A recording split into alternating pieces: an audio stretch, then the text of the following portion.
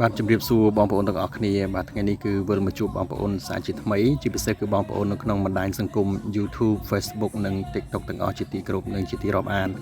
បាទថ្ងៃនេះគឺក្រុម Mighty សុភិនតន្ត្រីបានមកប្រគំនៅក្នុងវត្តបួនៃទឹកដីគិរីវង្សខេត្តតាកែវបាទហើយនេះគឺជាសកម្មភាពពេលយប់ទាំងមូលដែលខាងក្រុម Mighty សុភិនតន្ត្រីកំពុងតែប្រគំជូនបងប្អូនញាតិញោមពុទ្ធបរិស័ទនៃវត្តបួទាំងអស់បានកំសាន្តស្ដាប់និងទស្សនាព្រមទាំងបានរាំលេងកំសាន្តផងដែរបាទ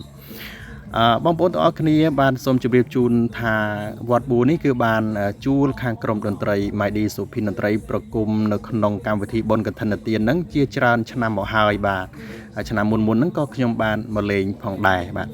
ឡូវយើងកាត់ចូលដល់កម្មវិធីពេលព្រឹកវិញម្ដងសម្រាប់ពួកយើងនៅពេលនេះគឺកម្មវិធីហូបអាហារពេលព្រឹកបាទគឺស្រស់ស្រូបជាមួយនឹងបបរយ៉ាងឈ្ងុយឆ្ងាញ់ពិសាត្រូវជាមួយនឹងមេឃត្រជាក់ក្បែរជើងភ្នំអញ្ចឹងគឺថាឆ្ងាញ់អស្ចារ្យខ្លាំងមែនទែនបងប្អូនមើលតែទឹកមុខម្នាក់ទៅហើយមើលពីសកម្មភាពនៃការដួសបបរហ្នឹងក៏ដឹងថាម្នាក់គឺថាឆ្ងាញ់និងទទួលបាននៅអារម្មណ៍មួយស្រស់ស្រាយនៅពេលព្រឹកក្បែរជើងភ្នំនៃវត្តស្រស់ស្អាតនេះគឺវត្តបួដែលមានសម្រស់ស្អាតខ្លាំងបំផុតនៅតំបន់នោះណាបាទហើយបន្ទាប់ពីយើងហូបបបររួចហើយគឺយើងមិនទាន់បានប្រគំតន្ត្រីជូនញាតិញោមពុទ្ធបរិស័ទនៅតំបន់នោះទស្សនាឡើយទេដោយសារតែគាត់អត់ទាន់បានអញ្ជើញមកបងប្អូនមើលគឺអត់ទាន់មានភ្ញៀវនៅឡើយទេដោយសារពេលហ្នឹងគឺម៉ោងប្រហែលជា6ព្រឹកនៅឡើយទេអញ្ចឹងអត់ទាន់មានភ្ញៀវមកកកទេបាទបន្តទៅនេះគឺសូមអញ្ជើញបងប្អូនទាំងអស់គ្នាទៅទស្សនាព្រះវិហារដ៏ស្រស់ស្អាតនិងខ្ពស់ជាងគេបាទយ៉ាងស្កឹមស្កៃតែម្ដងនៃវត្តបួហើយធ្វើដំណើរតាមចដើនេះជាមួយខ្ញុំទាំងអស់គ្នាបាទគ្រាន់តែឡើងលើចដើនឹងភ្លាមមានអារម្មណ៍ថាគឺមិនធម្មតាបាទគ្រាន់តែចដើនិងក្បូរក្បាច់រចនានៃរូបចម្លាក់ទាំងសងខាងហ្នឹងក៏យើងដឹងថាការចំណាយហ្នឹងអស់ច្រើនដែរបាទអញ្ចឹងចុះទម្រាំព្រះវិហារ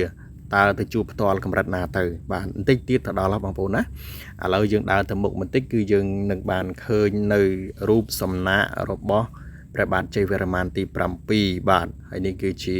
ប្រកាន់ដៃបងប្អូននេះមើលទៅក្រោយវិញបាទហ្នឹងហើយឥឡូវខ្ញុំដើរបានប៉ុណ្ណឹងមិនមែនអត់ហត់ទេបងប្អូនណាបាទគឺឡើងមកហ្នឹងគឺមានអារម្មណ៍ថាហត់ដែរប៉ុន្តែដើម្បីចែកជូននៅរូបភាពវីដេអូសម្រាប់បងប្អូនទាំងអស់គ្នាបានមើលអញ្ចឹងក៏ត្រូវតែឡើងទៅឲ្យដល់បាទព្រោះថាមិនងាយបានមកទេហើយវត្តនេះគឺជាវត្តមួយដែលបងប្អូនធ្លាប់មើលពីចម្ងាយមកឃើញព្រះវិហារហ្នឹងខ្ពស់ណាស់បាទនៅលើភ្នំបាទឥឡូវយើងមកដល់ពាក់កណ្ដាលផ្លូវជិតដល់ព្រះវិហារមែនតើបាទអញ្ចឹងតិចទៀតបងប្អូននឹងបានឃើញថាវាធំកម្រិតណាទៅបាទតោះនេះខ្ញុំមើលទៅក្រោយទៀតហើយបាទតោះយើងបន្តដំណើរទៅមុខទៀតបាទនេះគឺខ្ញុំមកដល់ព្រះវិហារដ៏ធំស្កឹមស្កៃនឹងតែម្ដងបាទសូម្បីតែជញ្ជាំងក៏ប្រកបទៅដោយក្បូរក្បាច់រចនារបស់ខ្មែរយើងដែរហើយនឹងរបងជុំវិញព្រះវិហារនេះគឺក៏មានក្បូរក្បាច់រចនាបាទឥឡូវយើងបន្តដំណើរទៅមុខទៀតគឺយើងឃើញថាមានឈ្មោះសប្បុរសជនជាច្រើនដែលបានជួយឧបត្ថម្ភនៅក្នុងការសាងសង់ព្រះវិហារនេះបាទខ្ញុំដើរព្រះវិហារនេះប្រហែលជាមួយជុំតែម្ដងដើម្បីចែកជូនដល់បងប្អូនទាំងអស់គ្នាបានមើលហើយបងប្អូនមួយចំនួនដែលមិនទាន់បានឃើញក៏អាចអញ្ជើញមកទស្សនានៅវត្តបួនេះបានបាទថ្ងៃនេះគឺថាខ្ញុំមកនេះគឺថាឆ្លៀតទេបងប្អូនឆ្លៀតពេលព្រឹកមុនពេលប្រគំតន្ត្រីអញ្ចឹងណាបាទបងប្អូនមើលទៅក្រោមចុះបាទមើលឲ្យស្រាវខ្លាំងមែនតើបើសិនជាយើងរត់ចុះទៅមិនដឹងជាយ៉ាងម៉េចទេណោះបាទហើយទេសភាពនឹងស្អាតខ្លាំងណាស់បងប្អូនអើយមើលទៅក្រោមទៅគឺថា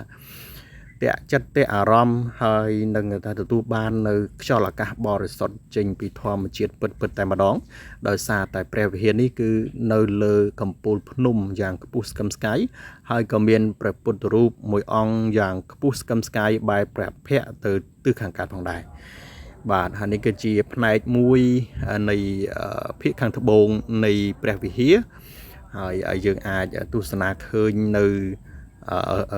ជួរភ្នំជាច្រើនអន្លើបាទអរគុណបងប្អូនទាំងអស់គ្នានេះគឺជាអ្វីដែលខ្ញុំបានបង្ហាញជូនបងប្អូនរួចហើយទាក់ទងទៅនឹងទិដ្ឋភាពទាំងមូលនៅក្នុងវត្តទេសភាពដ៏ស្រស់ស្អាតការរចនានៅក្នុងវត្តយ៉ាងស្រស់ស្អាតគឺបានបង្ហាញជូនដល់បងប្អូនទាំងអស់គ្នារួចហើយ